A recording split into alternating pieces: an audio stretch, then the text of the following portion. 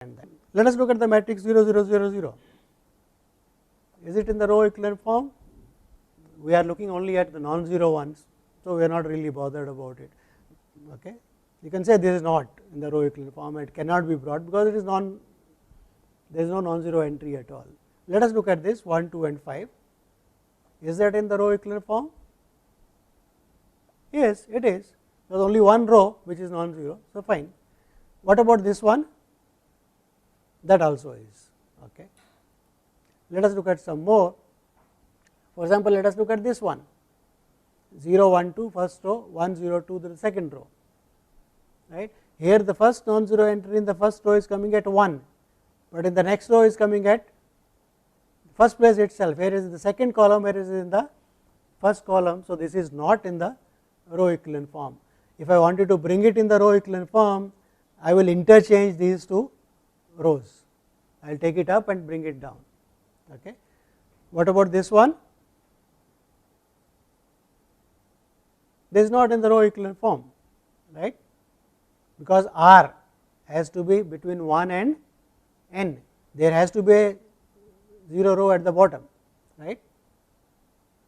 Oh, sorry, is it in the row equivalent form? Let me just see what we said. There is a R, say that there, no, this is in the row equivalent form, sorry. It says R between 1 and minimum, right. R could be equal to 2 itself. Okay. Is it okay that this is in the row equivalent form or not? Yes? No, it is not in the row equivalent form. Why? Why it is in the not in the row equivalent form? Because here the first non-zero entry is coming at the place 2. In the next row, the non-zero entry should not be coming at the same column. It should be on the right side. You see the second property, right? So, this is not in the row equivalent form, because the non-zero entry for both the rows are coming at the same column, right. What about this one? Again it is not, right, because again the same conflict comes here itself. What about the last one? That is still not, because even though for this one it is okay, first non-zero entry, first row is coming at P1, first column, second is coming at okay, fine, no problem, but the third one again is not coming at that place, right. It is again at the column 2. So, this is also not in the row equivalent form, right. A row is called non-zero row if there is at least one non-zero entry in that is all, right. And to be in the row equivalent form, what do we want? We want that the non-zero entry in each some row it is coming here, in the next row it should be on the right side of that column, that is all. Other entries could be 0, but there is at least one non-zero entry, and where it should, so where should the non-zero entry 0 0 0 0 non-zero, where should it start? That is the question. So, the non-zero entry in the first one comes at P1, next one comes at P2, and the next one comes at PR. So, okay, clear. So, out of this, which one is, let us look at the first one. So, A says what, right. So, there is a non-zero entry here, that is the first place. The second one, it comes at the third place, third column, and this one comes at the fourth, and bottom is 0. So, the first matrix is in row equivalent form. Let us look at the second one. One here in the first row, it is first entry at the first column, second at, and third also the third. So, P1 1, P2 3, P3 is 4. What is R? R is 3. There are 3 non-zero rows, right. For R1 row 1, the non-zero entry is coming at P1, which is the first column. R2 it is coming at column number, right, 1 2 3 third, and in the third row it is coming at the fourth place. So, P3 is 4, right. So, this also is in the row equivalent form. What about this one? Obviously not, because here the non-zero entry is coming at the second in the first row, also on the third. So, this is not. What about the last one? This is D. It is, because there are only 2 non-zero no rows. bottom rows are 0, the first one is coming at 1, the column 1, and the second row it is coming at the third place, that is the right side of the first one. Okay. The last one, that is not, because there is no non-zero entry here, that should have been at the bottom, right, but that is up. You can bring it to, we are not saying, we are saying as such this is not in row, it can be brought. Okay. So, let us look at, so this is a theorem which can be written down, the proof can be written down. Actually, when we do the changing a matrix to the row echelon form, we will see that the proof automatically will be a part of it. As there sometimes you say there exists, you actually construct that thing and that shows that it exists also, right. So, there are proofs in mathematics which are purely existential proofs, where you cannot show that object, but you can prove it exists, right. There are other proofs in mathematics where you actually construct and show that it exists. The difference is very my pet code saying that the God exists, right. Some people believe God exists because of some reasons, but you cannot produce God in front of you, right. So, there are existential proofs which purely say, right. You might have seen in calculus that a Cauchy criteria for convergence of limit, every Cauchy sequence has a limit. It does not tell you where it is, it says it exists, right, but definition of convergence says you can locate the point which is the limit. So, that is the difference between existence and proving actually it exists. Okay. You will come across these things in many parts of mathematics. So, this theorem says every non-zero, why it should be n cross n, it should be m cross n, there is a typo here. Every matrix, right, of any order m cross n, whether there is no relation between m and n, okay. There is a typo, it should be m cross n matrix can be reduced to a row echelon form. The word A is used, indicating that there could be more than one row echelon form of a matrix using purely elementary row operations. Okay. So, the row echelon form will shorten it as REF, row operations we will write as row operations. This is a theorem, we will see how the proof also goes as we do something. Okay. Why the word echelon comes? If you look at the English dictionary, what is echelon? So, go back and look at English dictionary, what does the word echelon mean? From where does this word suddenly drops in mathematics? Echelon means a particular arrangement, formation of something. For example, when the planes fly, they fly in a particular form, it is called the echelon form of the planes. So, one is behind the other, right, they do not, one position is slightly behind. So, that position where the non-zero entry is coming is on the right side, that is a formation. So, echelon word basically means formation, particular formation of something. Okay. I just brought this picture, now hopefully the echelon word will stay in your mind, it is formation of one going behind, or staircase if you want to keep in mind that kind of a thing. Okay. So, let us look at an example, how does one do that. So, this is a matrix, first row is 1 minus 2 1, this is not 10, there are 4 entries in the first row and 3 rows are there. So, it is a 3 rows m cross n, m is 3 rows, 4 columns are there. Okay. So, what we want to do? Our aim is Gauss elimination method by row operations, right. I want to bring in zeros at the bottom and non-zero at the top in that fashion, right. So, what we do here, it is suggested is the row R3. See, this is how we write R3 changes to 4 times R1 plus original R3. So, we are doing a transformation here, row operation, we are multiplying the first row by 4 and adding it to R3. So, R3 will change. So, that is indicated that change R3 to 4 times R 1 plus R 3. Why is that is done? Because if I multiply this by 4 and add here, this will become 0. So, I will get everything below as 0, right, non-zero should be shifting, is okay.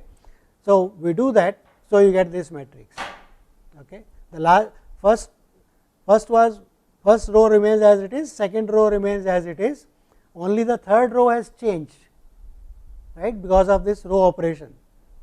Okay. And now what I want, here it is 0 0, here there is non-zero coming at third row. If possible, I would like to make it 0, right. So, what should I do? I take this row, right, I can multiply it by, if I multiply by 3 by 2, then what will be the entry here 1, right, I want to add it. Okay. So, what shall I do? 3 by 2, 2 will cancel out, this will be 3 and I add it, this will become 0. So, I do that operation, R 3 goes to R 3 plus 3 by 2 times R 2, right. So, if that is done, I get this form. Now, let us check. So, at every stage when you do an operation with the intention of bringing zeros at the bottom and pushing non-zero to the right. Okay. So, this becomes 1 minus 2, first row remains as it is, second is remaining as it is, only third has changed to this form. So, all rows are non-zero. So, what is R? The number of non-zero rows, it is 3. So, R is 3, which is the number of rows here, number of columns is 4. So, this is less than 4 anyway, right. What is the P1? The place where first non-zero entry is coming. So, this is P1, P1 is 1, right. What is P2? In the second non-zero row, the non-zero entry is coming at the column number 2. The value is 2, but the entry is at the column number 2, the entry is 2. So, the P2 is equal to 2. What is P3? That is equal to 3. So, P3 equal to 3, which is less than 4 anyway, right. It's clear. So, this is in row echelon form. For example, I could have multiplied this row by 4, right. If I multiply this first row, this matrix, I take R 1 and multiply by 4, what I will get? I will get 4 here, minus 8 here, 4 here and 0. That still is in echelon form, right, it still has the same property. So, that shows that the row echelon form, okay, need not be unique. The entries are not important, it is how the entries are placed that is important in the echelon form, right. At the bottom, if there are zeros, all rows 0 should be at the bottom, the non-zero rows should be coming in the increasing column order, that is all. Okay. And all should be obtained only by using elementary row operations, that is the only condition, those are the only tools given to you, right. Using those tools, you have to transform the given system into a new system, that is all. Okay. So, that is row echelon form. Let us go a step further, let us look at one more example. Okay. So, for example, here the first row is 0 3 minus 6 6 4 and so on. Now, obviously, I have got a 0 here, right. I would like to make bottom 0 at the bottom.